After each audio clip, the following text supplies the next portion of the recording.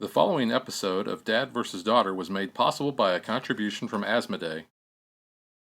Hello and welcome to another episode of Dad vs. Daughter. I'm Tim the Dad, and today I'm going to be showing you Quadropolis from Days of Wonder and Asmodee. Now, this is a city building game where we are going to be drafting tiles and we're going to be putting those on our own player boards in order to try to build out our own little sections of the city. This is another game where we are going to be wanting combos in order to score the most points.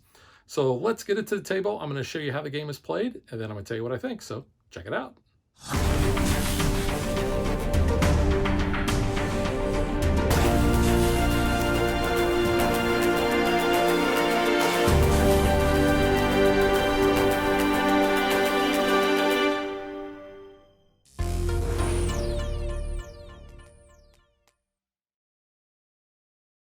To set up the game, each player is going to get a player board in their chosen color. So you can see I have green here. And these are double-sided. This is the standard, basically the classic version of playing the game. And if you flip it over to the back side, this is the expert. I'm not going to cover the expert in this video. So we're going to be mainly focused on just the classic.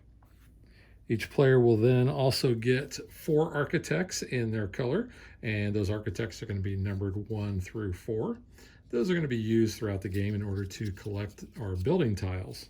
Whoever is designated as the first player is going to get this mayor token, and this is going to change based on certain tiles that may come out and which player actually takes that tile and puts it into their city. The game is going to be played over 4 rounds, and each round has their own tiles with their number on there. So you can see this is a stack of 1 tiles. We also have 3 of the classic tiles, and we have 3 of the experts. Now, depending on which game you're playing, those are the tiles you're going to use. And since we're only looking at the classic one in this video, we'll put the expert ones back in the box, and then these will be shuffled in with the stack of the other 1 tiles. We have a small bag in order to put those tiles in to basically shuffle those up. And then what we're going to do after we give those a good shuffle is we are going to be drawing these out, and we are going to be placing them face down on our main construction board here. Now, I've got this set up for a 3-player game, so any of the tiles that actually have a number 4 on the back, those will be removed after they have been placed on the board. So after we've shuffled those tiles and pulled them out of the bag, our board might look like this. And like I said, since I'm showing a 3-player game, any of those tiles that have the number 4 are actually going to be removed, and those will be returned back to the box. And you can see that's going to leave blank spaces on our main construction board. You'll also notice that we have some that are marked for 3 and 4-player. But because we are playing with 3 players, those are going to stay on the board. After we've flipped those tiles over, our construction board should look something like this.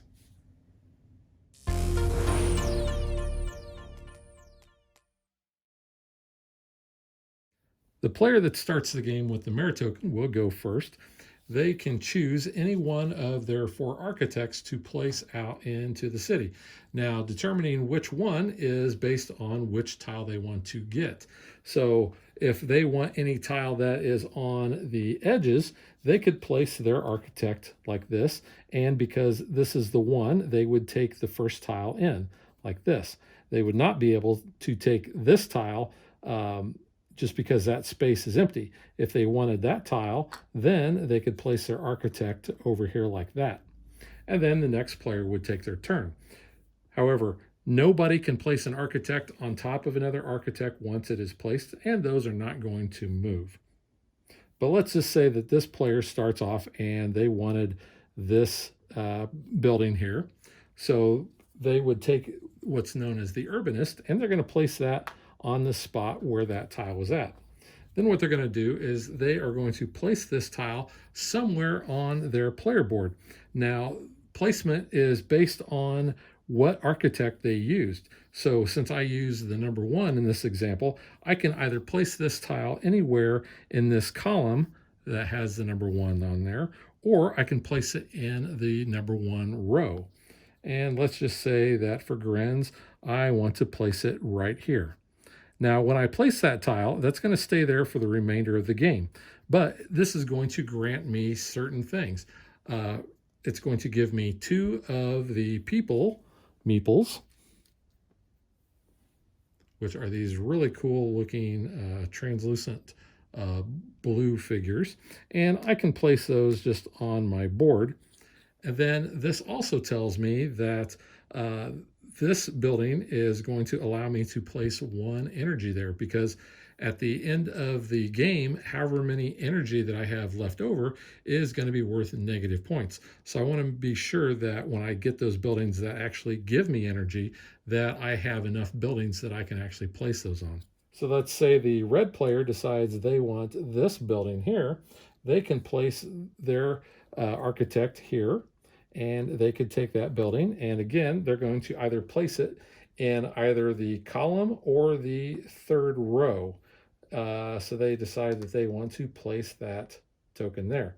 It's important to note that they can never place their architect, or anybody can never place their architect, where that urbanist is at. So the red player, because this is where the urbanist was after the green player's turn, could not place it here, nor could they place it up here, because that would be pointing to where the urbanist is at. But since they placed it there, they're fine. And now they will move the urbanist to the spot where they took that building. Now the blue player goes, and they decide they want this building. So they're going to take their number 1, and they are going to place it here. Take that. They'll move the urbanist over, and that can go either in their 1st column or their 1st row. Now, this is the tile that I was talking about. Each round, you're going to have a tile that will have the mayor token printed on there. That player then would take the mayor token from the current player, and then beginning with the next turn, they will then be the 1st player. But it's important to note that they don't automatically become the 1st player for the rest of this round. It's still going to play out the way the turn order was set at the beginning of the round. The round will end once all players have played all of their 4 architects.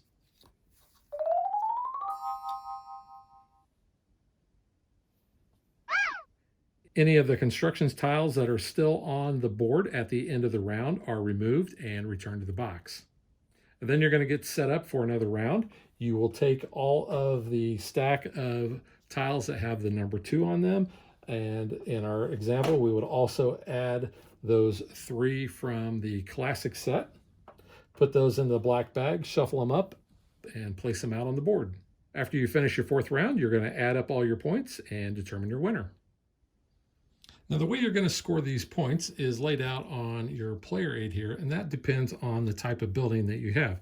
So you can see we have all different types, and I've showed you some of these already. We have the tower block, which is going to give you 2 meeples and would like 1 power. We have a park. We have a shop, which you can see will like power. We have factories, which produce power and want meeples on them. We have our civic buildings, and you can see with this civic building, it actually has a point on there. So any other tiles that you have too, look and see if they have this point icon, and you'll get those points. And then finally, we have harbors, and this harbor will give us 2 meeples, and it wants a meeple in return. So the way those tower blocks are going to score, those actually can be stacked on top of each other, and you're going to get points based on how tall your stack is. If your stack is only 1 high, it's only worth 1 point. 2 high, it's 3 points. 3 high, it's 6 points. But if you get all 4, then that's going to be worth 10 points. The parks actually want the tower blocks around them, not diagonally though. And if you only have 1, you're going to get 2 points. But if you have 4, you're going to get 11 points. The shops want meeples added to them, so you can see if you only have 1 meeple in a shop, it's only worth 1 point. But if you have 4 meeples in a shop, it's worth 7. The factory want to be next to the shops and the harbors. So for every shop that is adjacent to a factory, you're going to get 2 points. And then for each of the harbors that are adjacent to the factory, you're going to get 3 points. The civic buildings want to be in the different quadrants that you have. So looking at our player board, you can see that we have 4 different quadrants. We have the purple, we have the, call it blue, the gold, and the pink. So when we look at these, we want to try to get one of those civic buildings in each one of those quadrants. If we only have one, it's going to be worth 2 points, but if we can get a civic building in all 4 quadrants, it's going to be worth 14 points. Now the harbors want to be next to each other in either a column or a row, and you can see that if you only have one harbor, it's not going to get you any points, but if you can get 4 harbors together, it's going to give you 12 points. The game does come with a humongously thick score pad here, which is really nice. The only problem is they're not double-sided. Would have been nice to have that, but you know, it is what it is. You get plenty of them though. But you can see here you're going to score all your towers, your parks, your shops, your factories, your civic buildings, your harbors. This is used in the expert game, and so is this. And then any leftover meeples and energy that you have are going to be worth negative points. So you want to make sure that any that you still have, that you get those assigned by the end of the game. And that's pretty much how you play Quadropolis. So now let's get to what I think.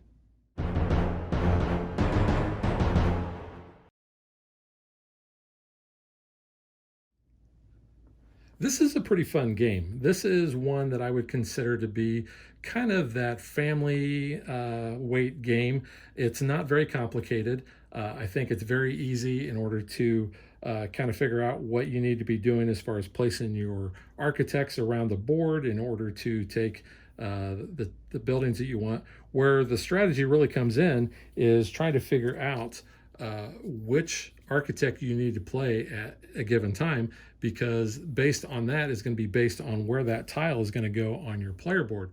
I think the game is accessible to anybody, and because it does have that expert side, once you've played this side a lot and you're ready to kind of advance to the next level, like I said, you can just flip this over and you can play that advanced version or the expert version. There are some different rules with that, and you actually play a little different. You'll notice on the backs of your architects, here you've got your normal green color, but on the backs you can see you have just this black color. That's because you're going to be drafting architects each round. You also play 5 rounds because if you see here on your board, you've got 5 different quadrants and they're numbered. It's kind of funny that they put the 4th quadrant in the middle and the 5th one over here, but you know, that is what it is. And you have more tiles for that 5th round. I like the art on the individual tiles themselves, and they're nice and thick. You can see they're very sturdy. These player boards, they're a little on the flimsy side, but they really don't have to be much. I do really like these. I think the meeples and I think the power cylinders are really cool looking. I know the camera's probably not doing them justice, but these are really neat. Now this is also a game that has what I think is a really good insert. If you look at it here, you can see you've got a spot for all of the different rounds, and it even tells you here, 1st, 2nd, 3rd, 4th, and 5th. You've got spots for your architects, and here are your expert tiles for that round. And then you also have enough, so you have 5 for that expert. But everything fits really nice in that insert as well. I think they did a really good job with the rule book. It's got very nice illustrations. It gives you a very good breakdown of each of the individual types of buildings and how they score. You can see here is the classic setup. Walks you through the turn overview, kind of even tells you, you know, about those victory points, about the mayor token, about the end of the game, what you got to remember. And then it's got a whole section on the expert mode, talking about those office towers, which are new buildings, and using the other side of the playmat. And then here is your expert scoring. You also have monuments. But yeah, this is accessible to everybody in the family. This would be a good gateway game for non-gamers because it's a pretty easy game. You don't really have a lot of take that. The only thing you do have is the contention when you are trying to get certain buildings. Somebody may block you by getting that, you know, tile in, taking a tile and placing an urbanist in a row that maybe you wanted to take. So a little bit of strategery there, maybe a little bit of hate drafting. I do also really like this scoring player aid. I think it does a really good job of laying out exactly, just at a glance, what each of the buildings is going to do and how you're going to get points for those. And then on the back side of this, you can see here's the stuff for the expert mode. This is about the same thickness as the player board. It's a little flimsy, but it doesn't really need to be much. But that is Quadropolis, game I really enjoy. Give it 2 thumbs up. Like I said, this is an entry-level kind of Civ game. This may be basic for more advanced gamers, but like I said, this is that entry-weight game I think you're going to play with, you know, family and non-gamers alike. But we will catch you guys next time. Thanks for watching our video. We hope you enjoyed it. And if you did, click that like and subscribe button. You can also follow us on social media like Facebook and Twitter at DadBeDaughter. And if you like what we do and you want to support us, you can visit our Patreon page. So thanks for watching. Thanks.